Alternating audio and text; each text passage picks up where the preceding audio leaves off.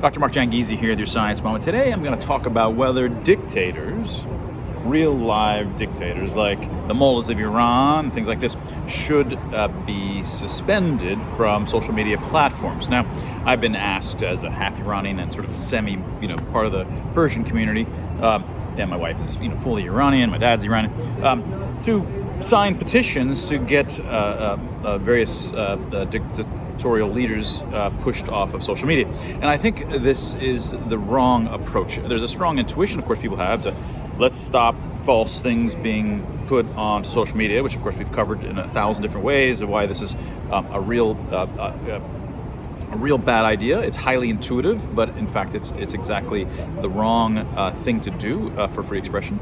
It contradicts free expression. But you might say, well, what about these bad figures? They actually tyrannically control whole populations. Why should they be on social media? Why should they have the privilege of being on social media? Now, there's a number of reasons, maybe half a dozen, that I wanted to quickly talk about.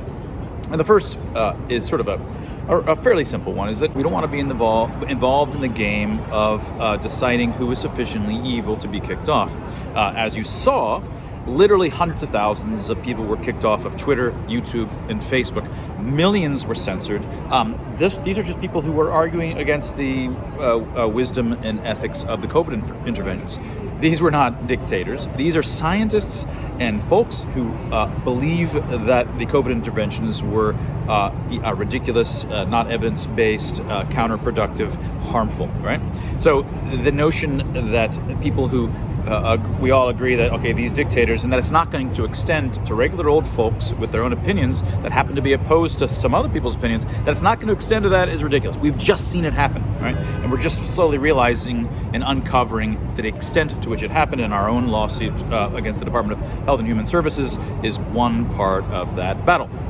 Now, the second is the way I phrase it. It's like, why should we give these dictators the privilege of being on social media? And that's the wrong way to think about it. And a few science moments ago, I covered this. Free expression is not a privilege. Free expression is a liability. And when you're involved in discussion and debate with your opponents, you can gain reputation. I can humiliate you. I can say, look, you were so confident about this argument, and now we've all seen that you were wrong. You lost reputation. And I could lose reputation.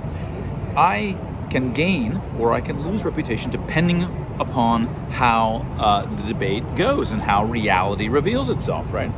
Now, if I want to take money from my enemies, well, in a poker game, do I tell my enemy, no, you can't sit down at the table and play poker with me because you don't have the privilege of coming to the table? No, I say, look, yeah, come on, sit down.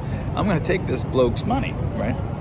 That's what happens in free expression. These are all generalizations of poker, is what Dr. Tim Barber and I reveal in underlying mathematics and evolutionary foundations for why we have emotional expressions. When we emotionally express and when we engage in discussions and debate, you're pushing reputation on the table that you can lose, right?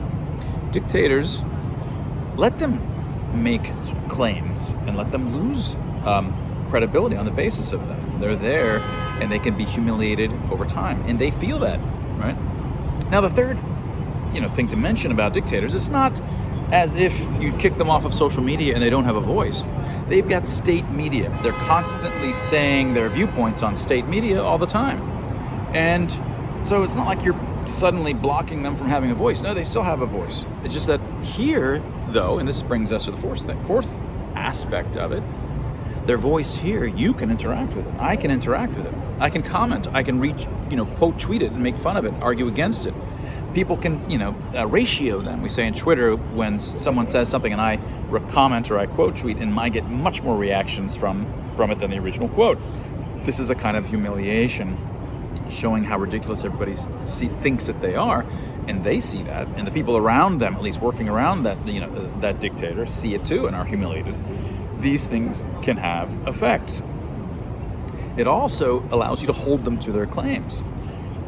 If they have state media, one day they're saying this, and 2 weeks later they're suddenly saying something else, and maybe people have it on VHS in their house. Hey, I remember you said that, but what are you going to do about that? But on social media, it's all there. It's preserved either in screenshots or actually still sitting in the system. You can pull it up and you say, no, you said this. All right, it's right here. And everybody can point, yeah, you said this, and they can just tweet. You can link to all the things that the person said, and now show that you're not sticking to the things that you said.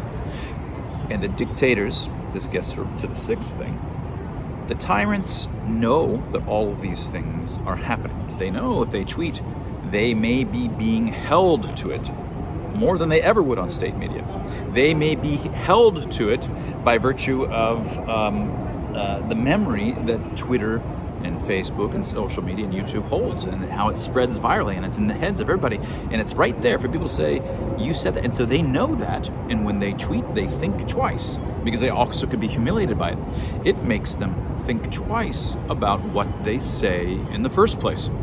On state media, they could just say bullshit, right? Anything that they want. On Twitter, they have to be more careful. And they know they have to be more careful because of the hyper analysis that will occur across the populations of their own country and across the world and other world leaders. Let dictators on Twitter, let those who you believe are the pinnacle of evil on there.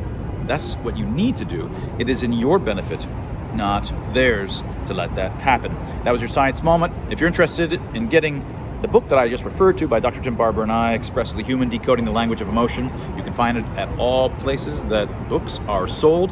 And go take a look at our Free Expression Research Institute, freex.group, where we study exactly these sorts of things from a mathematical kinds of foundations of free expression and why and how freedom depends on it. That was your science moment.